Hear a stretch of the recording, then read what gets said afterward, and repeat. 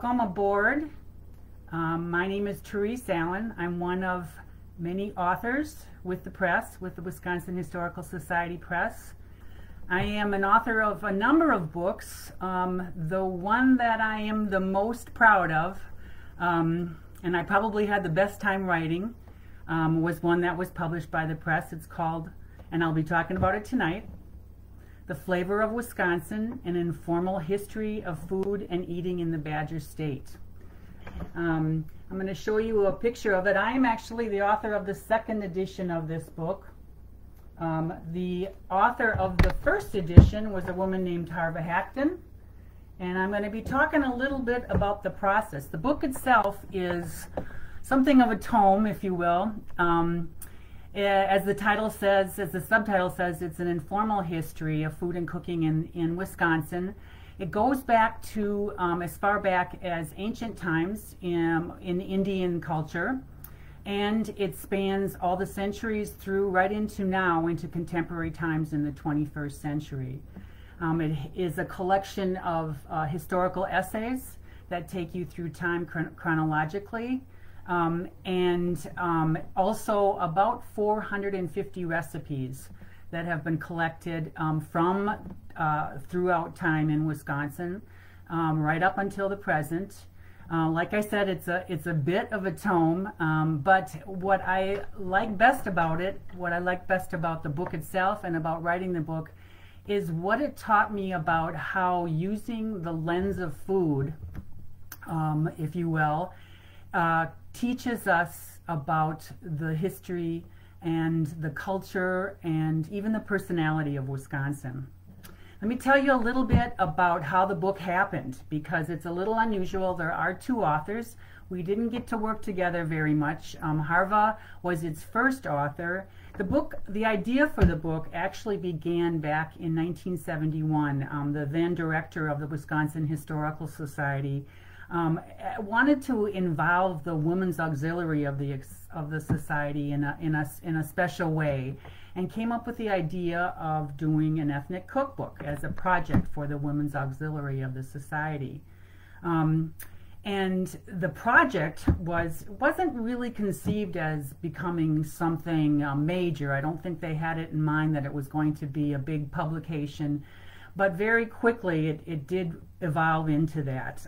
It was led first by the auxiliary's then president, Mrs. George Swart.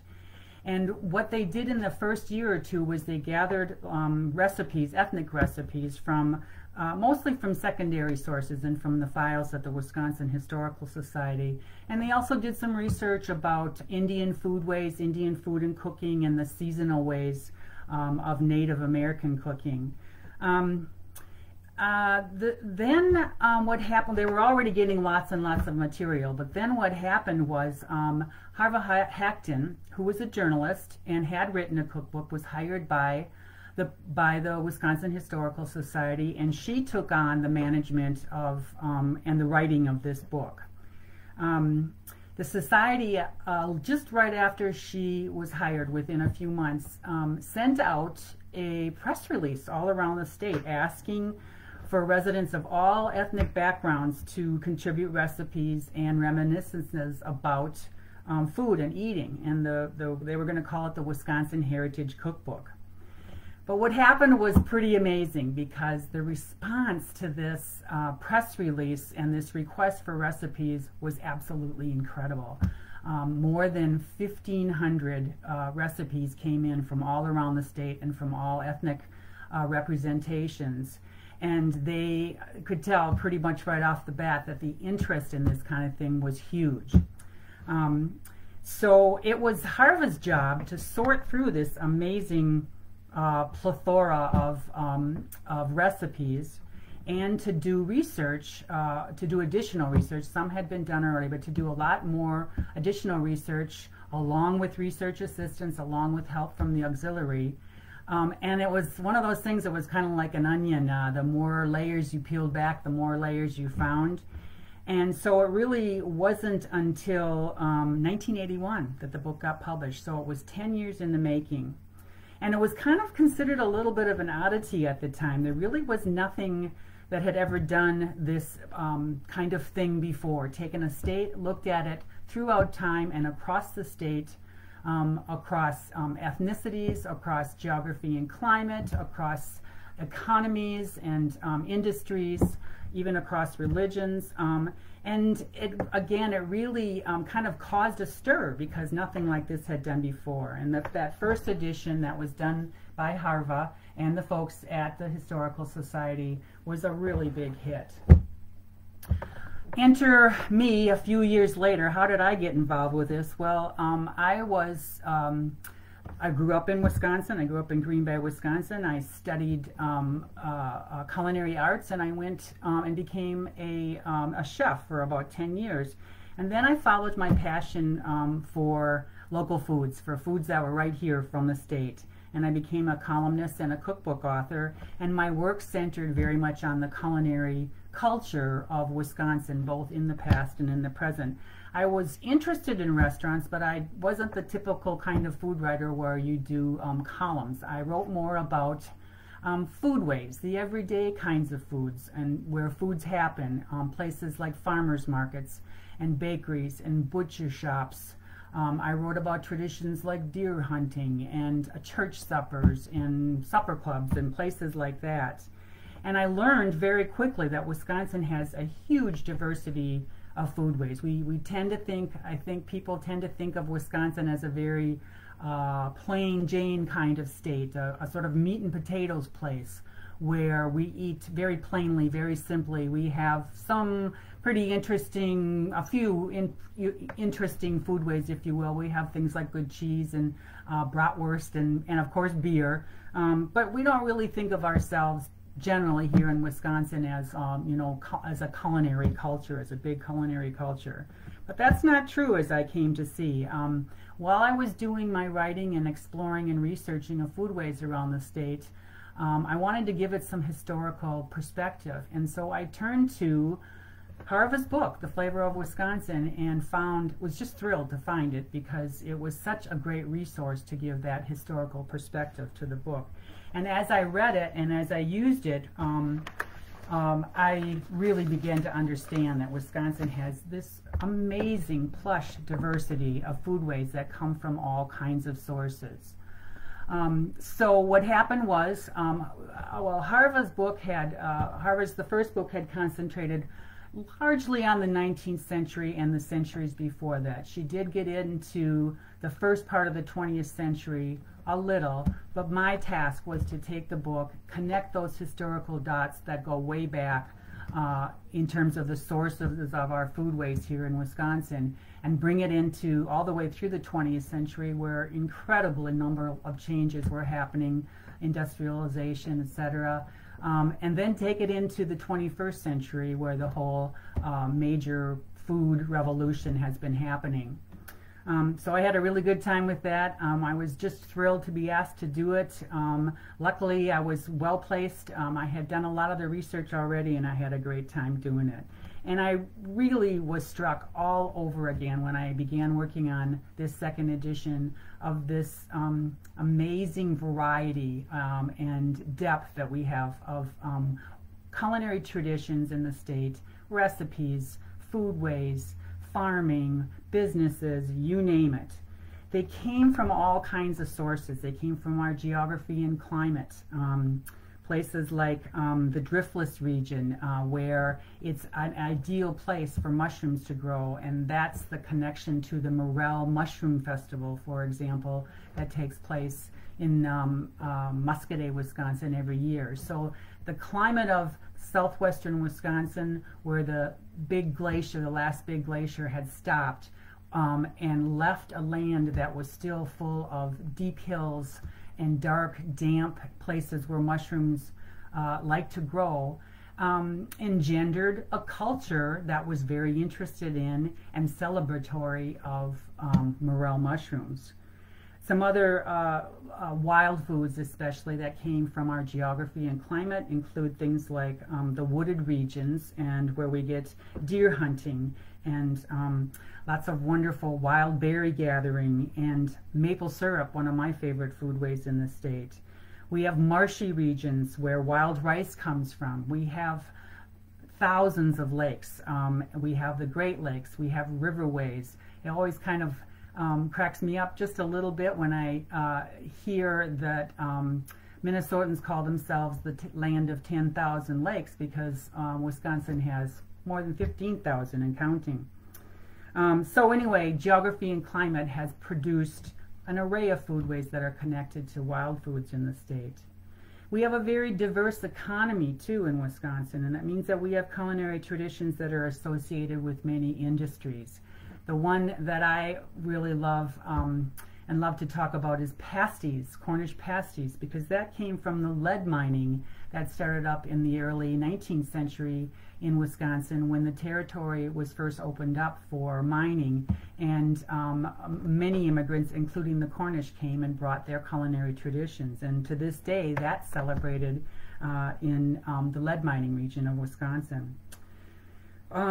We have a considerable heritage of commercial fishing, and they're expressed still to this day. Even though commercial fishing is not big anymore in the state, we have fish markets in towns like Algoma and Port Wing, and along Lake Superior and Lake Michigan. Manufacturing, another big industry in the state, helped develop our strong interest in association with beer in the state. And of course, we're a farming state. We're a very diverse farming state. We're not just about dairy here, that's the biggest one. We're about corn and cranberries and cheese and vegetables and meats and eggs and chickens and fish, and you name it. There's even aquaculture in the state. Tourism, another industry in the state, has cultivated the cherished fish boils of Door County. And also international trade has bolstered an interest in ginseng in the center of the state, where the bulk of the U.S. crop of ginseng is grown. And then there's our ethnic food traditions, which I believe are the most beloved in the state, the ones that we feel the most connected to. Members of our 11 Indian tribes, the original Wisconsinites, enjoy hullcorn soup and wild rice and fry bread at Native American powwows around the state. Another important ethnicity is German, of course. German festivals. We have German festivals, and we have German restaurants, and we have specialties like bratwurst and other sausages that have helped define Wisconsin as the most German stock state in the Union. Numerous other European traditions from Norway to Italy came here also during the 19th century. But immigration, I really want to emphasize, hasn't been all European in Wisconsin. It certainly wasn't just in the 19th century. African Americans came to Wisconsin as early as the 1700s, when blacks trapped animals for fur with European traders. They founded at least 2 towns, Chilton and Marinette, and they established frontier farming communities and worked industrial jobs during World War I, excuse me. They also migrated, of course, from the South in large numbers after World War II. More recently, Hmong, Southeast Asian, Mexicans, and other Latinos from Central America, refugees from the Balkan Wars, and many more have come to Wisconsin, and indeed, for centuries now, all of these folks brought their foodways with them. They brought their recipes, they brought their ingredients, they brought their long culinary knowledge, and that in turn had an effect on the foodways of the state. So Wisconsin's food traditions, our food history, really do include, of course, bratwurst and beer and meat and potatoes and those kinds of things, but they also include lutefisk and barbecued ribs and Danish kringle and egg rolls and fry bread and arroz con pollo and Armenian ma dog and Cornish pasties and many more. I can't even begin to go into them all here. But what I'd like to do is read a little something from the Flavor of Wisconsin to you that I wrote for the second edition of the book. And it's about what I think is probably our most favorite foodway in the state, and that's the fish fry. And I love to talk about, and I love to think about, and I love to eat fish fries, because they remind me, they're really a wonderful expression of the many sources of foodways that are from Wisconsin. The popularity of fish fries really comes from many sources.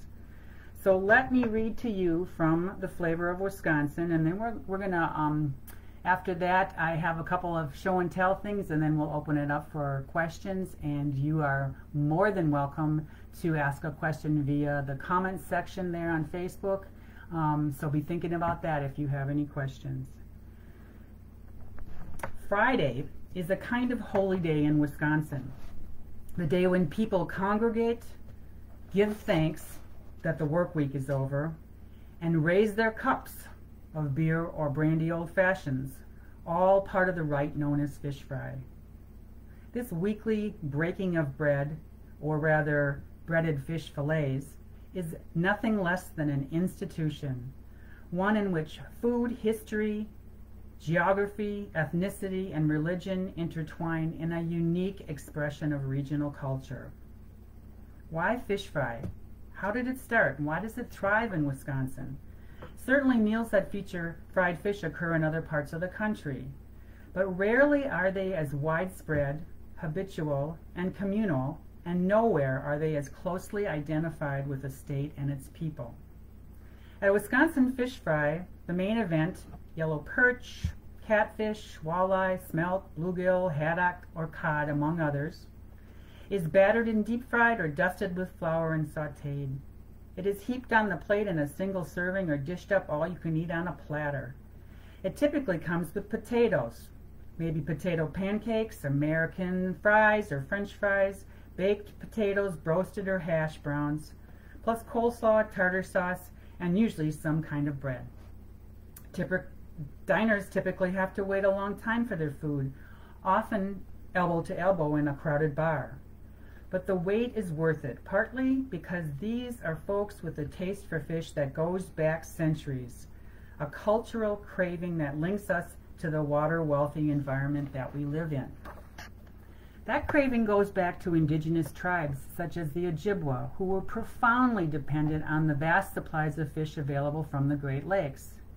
Indeed, when they introduced European explorers to the Bounty, they started an exchange of culinary practices that meshed cultural similarities and differences. Whitefish, for example, was a new food to immigrants. Many of them probably had a type of whitefish, but not this type of whitefish that was in the Great Lakes. Whitefish was a new food to immigrants, but they certainly were familiar with fish, and they were familiar with some of the ways that native peoples prepared it, boiling it or roasting it over an open flame, for example. As European and Yankee settlers flocked to Wisconsin, whitefish and other species were an affordable, abundant resource that provided jobs and food and a new blended tradition. So how did the fish fry happen? Certainly Wisconsin's large Catholic population had a lot to do with it. So did Prohibition, for that's when bar and tavern owners, desperate for business that the alcohol ban had taken away, lured customers of all kinds to their establishments by offering free lunches of fish and selling alcohol under the table. After Prohibition, they brought back customers by providing cheap and plentiful Friday night fish fries that large Catholic families could afford. So Friday night fish fries evolved as an intergenerational affair, a family affair, and by the time Prohibition ended, countless families, Catholic and otherwise, were hooked on fish fries. Businesses, too, were hooked on the business, and the tradition spread to more establishments. By the mid-1960s, when the Second Vatican Council ended the Friday meat ban for Catholics, except during Lent, religion had very little to do with eating fish on Fridays. Another feature in the fish fry phenomenon is Gemütlichkeit, the German phrase or concept that connotes, it's very hard to translate. It's not a single word. It really connotes a variety of things: geniality, hospitality, good fellowship, often in the context of food and drink. Wisconsin is one of the most German states in the Union, and the practice of Gemütlichkeit is a durable thread in our cultural fabric. Fish fry kind of fits our party culture because it's not just a meal. It's a social event. It's an end of the work week celebration that is as much about camaraderie as it is about food. Indeed, on any given Friday night, it's as if the entire state is dining together. From Port Wing to Prairie du Chien, from Monroe to Marquette, in church basements, corner bars, and white tablecloth restaurants, we Wisconsinites sit at the same table, we eat the same meal, and we relish the pleasure of belonging to one another.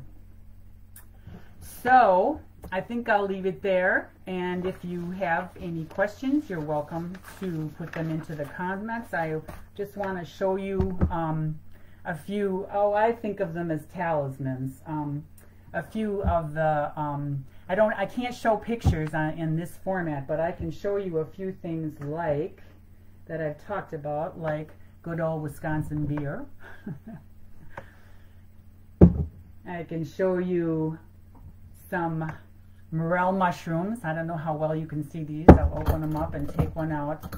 I hunt for these in the driftless region in spring, and here is a dried half of a morel mushroom. Kind of a fanatic about those. Let's see, what else have I got? I have hickory nuts, another wild food in the state. I collect these in fall and crack them and get delicious native nuts from Wisconsin. I have, let's see, here's the one I really like. I wonder if you will recognize this guy. He's the Polish guy. He's one of the 5 sausage guys that run a race during I believe it's the 7th inning of the Milwaukee Brewers games, and they have a race. There's a Polish guy, there's a bratwurst, there's a chorizo, there's an Italian, and there's a hot dog, I believe. So what I love about this, what I love about sausages, a couple of things. First of all, it's just immediately an expression of the diversity of Wisconsin foodways, and it's also done in a very fun-loving way, which I think is part of our Wisconsin personality. We, you know, we love to kind of kid around a little bit. We don't take ourselves too seriously. You know, we've got things like cheeseheads, and we don't care, and cow pies, and we eat those. We love those too. But anyway, it's the sausage guys, and there is a very wonderful little expression of diversity of foodways in Wisconsin. I have 2 more to show you, and then we'll be finishing it up.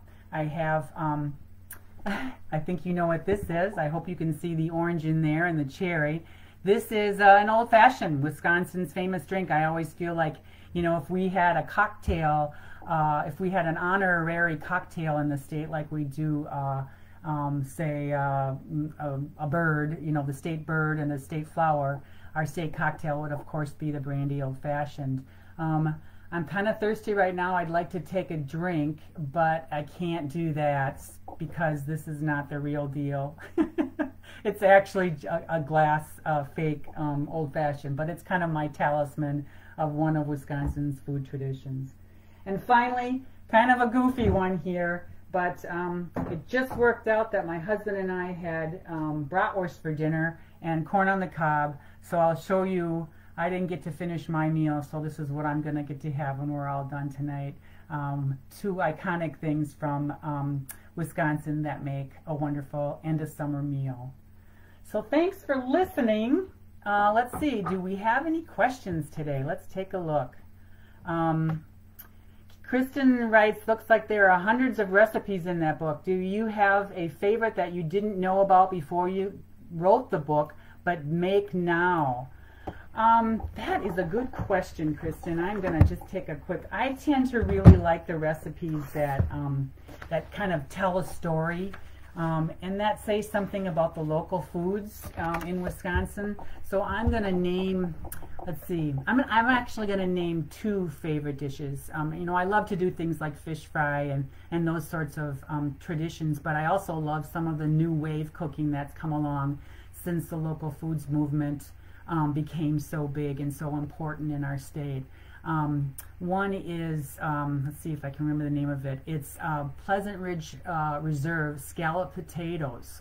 And that is a wonderful recipe made with the multi-prize winning Pleasant Ridge Reserve Alpine-like cheese. It's a cheese that has won best in the nation several times and best in the world.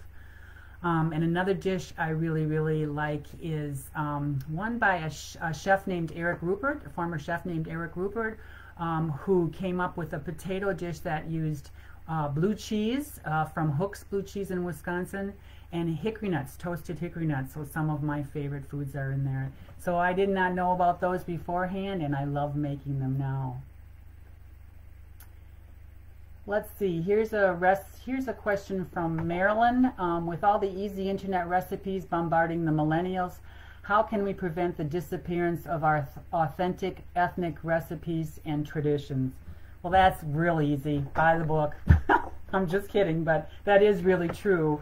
You know, you can support these kinds of recipes and traditions by going to the places and the locations and the events that produce them. So I always tell people, go to farmers markets, go to small town butcher shops, frequent family style bakeries and small town diners, and go to those church suppers and become a good patron of places like supper clubs. You know, so we're good at that in Wisconsin generally. There's a wonderful connection between the rural and the urban here in the state. They're not too far apart. We're very supportive of those. There's a wonderful network of support, and we don't want them to die out. So go to a fish boil, go to a fish fry, go to all these places, purchase from local growers, and you will keep these ethnic and these traditions, these ethnic recipes and these traditions going. I wanted to point out too, I don't know if there are any other questions. Let's just hear, I think that might be it. I think I showed you the flavor of Wisconsin a few years after this came out, and the response again was wonderful. We felt so good, and we really wanted to spread the word in another way than what I was just talking about. We wanted to make sure that kids knew about the great culinary diversity in Wisconsin. So we did a book, myself and Bobby Malone, who is an educator here in the state and also a fantastic musician, and we wrote a book that really gets kids into the kitchen and gets them cooking with local ingredients and gets them understanding the source of their foods and their ingredients in the state, and gets them really appreciating what these traditions and these recipes are all about. So that's another way you can prevent the disappearance, is teach the next generation. So I think that that's it. I want to thank you for coming, and I hope that you'll be at the next Book Bites. Thank you again.